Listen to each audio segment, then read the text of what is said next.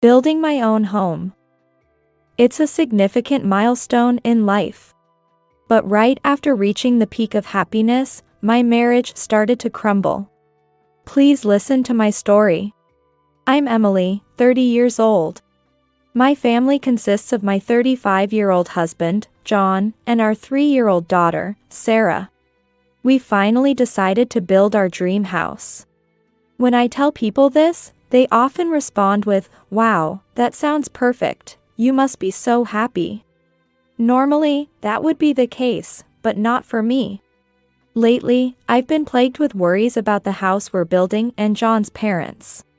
The first step towards the collapse happened when we left Sarah with John's parents. Both of us work full-time, so we barely have any time during the weekdays. We spent our weekends visiting properties and discussing the house's design. Since Sarah would get bored and fussy while touring properties, we usually left her with my parents, who live nearby. However, one morning, I received a call saying that my father wasn't feeling well and needed to go to the hospital, so they couldn't take care of Sarah. There was nothing I could do, so I thought about canceling our plans for the day. But then, John suggested, "Why don't we leave her with my parents?" Honestly, I don't get along well with John's parents. They believe that they don't need to hold back with their son's wife. Since she's married into the family, they feel they can say whatever they want to her. What century are they living in?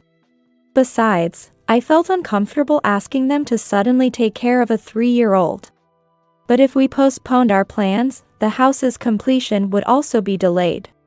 After much deliberation, I decided that, just for today, it couldn't be helped, and we left Sarah with John's parents. As soon as our errands were done, I rushed over to John's parents' house with some expensive sweets as a gift. By the time we arrived in the evening, John's parents were in a good mood, possibly because of the gift. I thanked them politely and headed home with Sarah. On the way back, Sarah asked, "Where's Granddad and Grandmom's room in the new house?" "What? Sarah, what are you talking about? Did Grandpa and Grandma ask you that? What did you say?" "I said I don't know." Sarah replied, then resumed talking to her stuffed penguin, as if the conversation had ended. Sarah calls my parents a grandpa and a grandma with different terms. So there's no mistaking that she was referring to John's parents. Maybe they were just curious if they'd have a room to stay in when they visit? At that time, that's what I assumed. Since then, John's parents have started visiting more frequently, often during evenings or holidays when we're home. We currently live in a small, old apartment, saving up to buy our own house. Whenever John's parents come over, they make themselves comfortable on our couch or at the dining table and demand to see the plans for the house under construction. Before I can stop him, John eagerly brings out the plans and starts explaining everything to them. Why does he have to show them every little detail? It already irritates me that they keep coming over. Then, John's mom, Nancy, starts firing off questions one after another. Like it's a congressional testimony. But it's not John who has to answer, it's me. I can almost hear the speaker's voice somewhere in the background. "Nancy, proceed." "These blueprints, the kitchen's location is impractical. Please change it. Also, there aren't enough rooms. You should add more. As people get older, they often find having their own space more comfortable. And having only one child's room isn't enough if you have another child. How do you feel about the declining birth rate?" Okay, I admit that last part was a lie. At least she hasn't grilled me on birth rate policies. Now it's my turn to answer. Emily, proceed. Well, after careful consideration with my husband and following the proper procedures with the contractor, the foundation work has already begun. Therefore, changing the layout is now impossible, so we kindly ask for your understanding. I answered that a bit angrily. Then she started asking about the furniture. The appliances? Nancy claims to be a home professional. I have many friends, and I visited many homes and carefully observed various rooms. With my trained eye, I can easily tell if a room is comfortable and if the furniture has good taste. This house, these rooms are terrible. They'll drain your luck and make your work suffer. It's the worst. A professional, huh? She sure knows how to sting like a mosquito. Nancy was being so annoying that, half jokingly, I said, "Why don't we turn it into a multi-generational home and split the costs?" Before I could finish, John's parents, Travis and Nancy, were furious. Are you asking us to pay? How ungrateful. A multi-generational home. We hate that kind of distant, cold arrangement. That day, John's parents left in a huff. Good riddance. You're not my parents, and I owe you nothing in terms of respect. You're more like a peanuts than parents. That night, after putting Sarah to bed, John spoke to me with irritation. My parents mean well and are trying to give helpful advice, so don't be so cold to them. Cold? That's not my intention. But don't you think your parents are the ones being rude? They keep interfering with every little detail of our house. They're always trying to one-up me because I'm just the daughter-in-law. It's normal for parents to do that. It's awful of you to call their advice rude. You really don't understand people's feelings, do you? You should cool off and reflect on what you've done. With that, John turned his back to me and didn't say another word. Sure, they're your parents. But we have our own family. And it's not like we've received any financial help from them. They don't give us money, but they sure give us plenty of opinions. How is that not rude? John told me to cool off, but instead of cooling down, I got angrier at how unreasonable he was being, and I couldn't sleep that night. Despite everything that happened, the house was finally completed. Our family was excited to move in, and just as we were settling in, John said, My parents are moving in with us starting today. The bigger room upstairs will be for Dad, and the smaller one for Mom. Wait a minute. Where do you get off making decisions like that without asking? We had planned for one of those rooms to be Sarah's. I never agreed to them moving in. Besides, I bet Travis and Nancy will complain that those rooms aren't good enough, like they always do. They won't complain. They've already seen the rooms, so don't worry. Travis and Nancy have seen the rooms? When?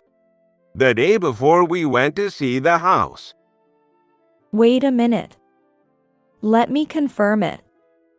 Did your parents come to see the house a day before our inspection?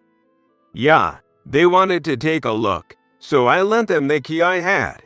It's not a big deal, it's just looking. It's not like anything would be lost. John said dismissively, as if the conversation was over, and returned to the unfinished task of wiring the TV. Nothing would be lost? Actually, something has been lost. And quickly. I didn't want to look at John's face, so I left the unpacked kitchen boxes as they were and went upstairs. I closed the door, locked it, and tried to sort out the mess of confusion and anger in my head. I was genuinely relieved that I had put Sarah in daycare, using the unpacking as an excuse. Thanks to that, I can finally think clearly on my own. John's sudden declaration that his parents would move in with us completely drained any affection I had left for him and his parents. I don't want to spend another second with those people.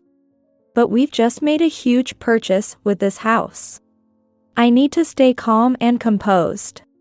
I have to think carefully about what I should say and what I shouldn't. For the sake of Sarah's and my future. I stayed in the room, firmly resolving to gather my thoughts and waited for John's parents to arrive. Just as John had said, his parents arrived in the early afternoon, along with a truck loaded with their moving boxes. At least come out and greet us, for heaven's sake. No manners whatsoever. Oh, it's still such a mess. How slow can you be? After complaining for a while, John's parents confidently walked into our newly built home as if they owned the place. I listened carefully from upstairs, then stepped out of the room and headed toward the entrance. Travis, Nancy, I wasn't informed that you two would be moving in with us. My first words were shockingly cold, even to myself. Travis seemed offended by this and immediately began to blame me. I told John, that should be enough. No, it's not. I only heard from John this morning that you and Nancy plan to move in. And I have absolutely no intention of living with you two, especially after how rude you've been. What did you say? John said it was fine. Do you think you can go against your husband, even though you're just the wife? Exactly. Such a shameless wife. If you don't like it, Emily, why don't you just leave? I knew it. I've always felt that way, but now I'm certain that we're too different, and there's no way we can communicate effectively. While I was thinking about how to respond, John rushed over, looking panicked. What are you doing, Emily? Don't fight with my parents. Fight? This isn't a fight between equals. I'm being unilaterally insulted just because I'm the wife. And now, I'm being blamed by John as well. It hit me again, he's just like his parents. John, I can't live with your parents. Can't. Don't make this difficult for me. You're the wife, so you should obey your husband, right? Before I'm your wife, I'm a person.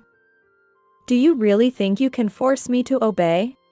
Hearing our exchange, Travis raised his voice. We don't need a wife like that in our family. John agreed with Travis. Yeah, you're right. Maybe we should just get a divorce if you can't respect my parents. That's what I was waiting for. Fine. Let's get a divorce then. I said it clearly. John was the one who brought up divorce. I agreed. I silently prayed that the smartphone in my pocket had recorded this conversation perfectly. With that hope, I continued. Since we're going our separate ways, please return the $350,000 I lent you for the house immediately, John. What? John's parents let out a shocked and bewildered cry. John's face turned pale, almost ghostly white, as he looked at me. I took the time to carefully explain to John's clueless parents. I think there's been a misunderstanding. John didn't contribute a single penny to the cost of this house. This house was built entirely with my savings. That's because John, who has absolutely no sense of financial planning, didn't save anything at all. We both worked full-time, and we agreed to contribute equally to the household expenses, saving the rest in our respective accounts. But he spent his money recklessly and didn't save any of it. Hey, Emily, there's no need to go that far. It's all true. And yet, when it came time to buy the house, you insisted it be in your name. That's why I loaned you the money. I even have a promissory note, so you can't pretend this never happened. This can't be. Leaving John and his parents in stunned silence, I quickly packed up my valuables, clothes, and Sarah's favorite toys and clothes into a suitcase and a duffel bag. With Sarah's beloved penguin plushie tucked under my arm, I loaded everything into my small car and drove off. I said a brief farewell to the newly built house we had barely gotten to know. Then, I picked up Sarah from daycare and headed to my parents' house. My parents were quite shocked when I showed up suddenly, carrying so much luggage and dressed in casual clothes. I know this is sudden, and if it's too much trouble, I can go to a hotel. I said this hesitantly, but my parents quickly stopped me from leaving. I later found out that they were worried I might be planning to take Sarah away and do something drastic. In reality, it was the opposite. I had sworn to protect my daughter no matter what. I told my parents everything that had happened, including my decision to leave John, who had no redeeming qualities, and my determination to raise Sarah on my own. My parents promised to support me fully and suggested that I live with them for a while. As someone with a job, I really appreciated the offer.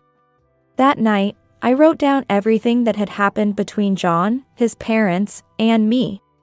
I also saved the audio recordings from my phone of the conversations I had with John and his parents onto my computer and an external drive. Armed with this evidence, I used my paid leave and weekends to visit several law firms. I finally found a lawyer I could trust and officially hired him. As the busy days flew by, a week had passed since I fled from our new home. One day, after finishing work and leaving the office, I found someone waiting for me. It was John. I wanted to call him my ex-husband, but unfortunately, we were still legally married. I had nothing to say to John, but I was scared that he might do something if he lost his temper. So, I decided it would be better to be somewhere more public, so we went into a cafe together. Just in case, I made sure to turn on the recording function on my phone. I tried to stay as calm as possible and asked John a question. Is there something you want to talk about? Yeah, about the house. I'll transfer it to your name. In exchange, can we just call it even for the money? I'm sorry, but I don't want to live in that house anymore. Your parents stepped foot in it before we did, right? Why does something like that even matter? It matters to me, so no, it's not possible. I took a sip of my coffee and stared at John. His hair was sticking out in several places, as if he hadn't bothered to style it properly. A scruffy beard was growing on his chin, and his complexion wasn't looking great. He was wearing a suit, but his dress shirt was wrinkled and worn out, looking like it hadn't been ironed or taken to the cleaners. I didn't know what kind of life he was living, but he looked worn out. Please, Emily, I can pay back that much money so easily. You borrowed it knowing it was a lot of money, didn't you? I even suggested putting the house in both our names or just in my name, but you insisted, it's my house. It has to be in my name. That was your choice. That's because I thought I should be the head of the household. And about the divorce, I didn't mean it seriously. It was just a threat. Why did you take it seriously, Emily? I'm serious.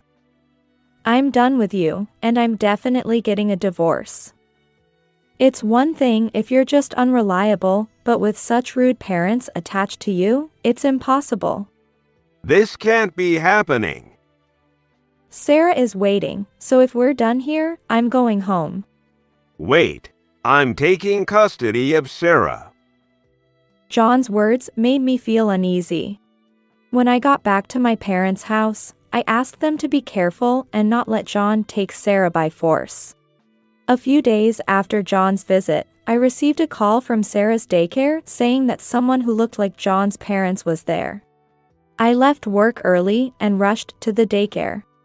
Fortunately, I had informed the daycare in advance, so John's parents were kept waiting in a separate room and weren't allowed to see Sarah.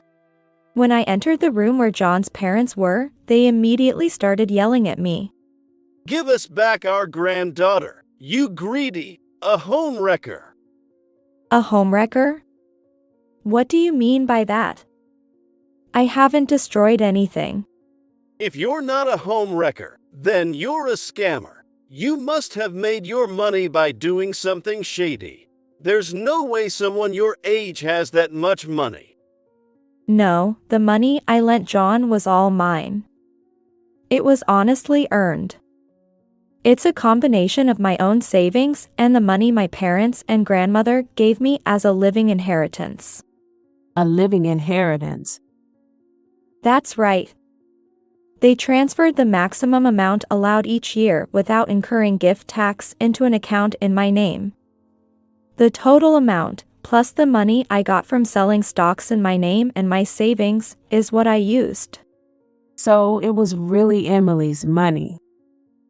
Didn't you give John any living inheritance? You can still do it now, you know? Travis groaned and fell silent.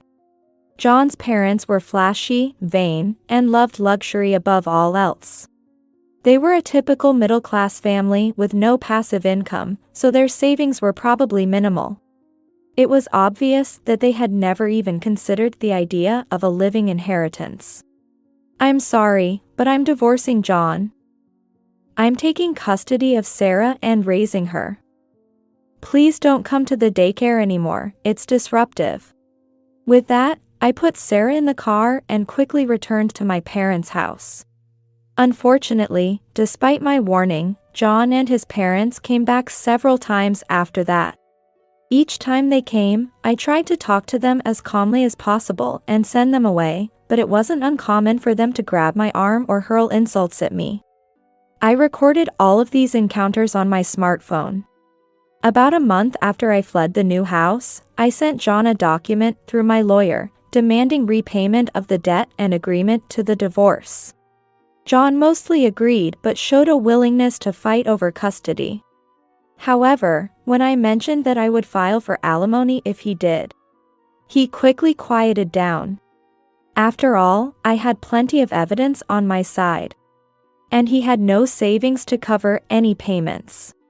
It took some time, but I eventually secured the repayment of the money I had lent John, gained full custody of Sarah, and successfully finalized the divorce. The repayment of John's debt took longer than I expected, because the sale of the new house didn't go as planned. At first, I thought John and his parents would move into the new house together, but they didn't. The reason was simple. Neither John nor his parents could afford to pay the $350,000 for the house. John had no savings to begin with, and even if his parents sold their old house, it wouldn't have been enough. In the end, the new house was put on the market for less than the purchase price, and after several price reductions, they finally found a buyer. John had to borrow money from the bank to cover the difference between the purchase and sale prices, as well as the selling fees. John, now without a house and saddled with debt, ended up living in his parents' dilapidated old home with Travis and Nancy. To make matters worse, John's divorced sister moved back in with her 2 sons. Her sons were in middle and high school. With 6 people crammed into a small, run-down house, it became infamous in the neighborhood for the daily shouting matches. Thankfully, that family never bothered us again.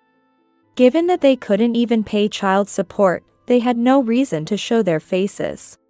For years have passed since then, and Sarah is now in the 2nd grade. The 2 of us now live in a rented place near my parents' house.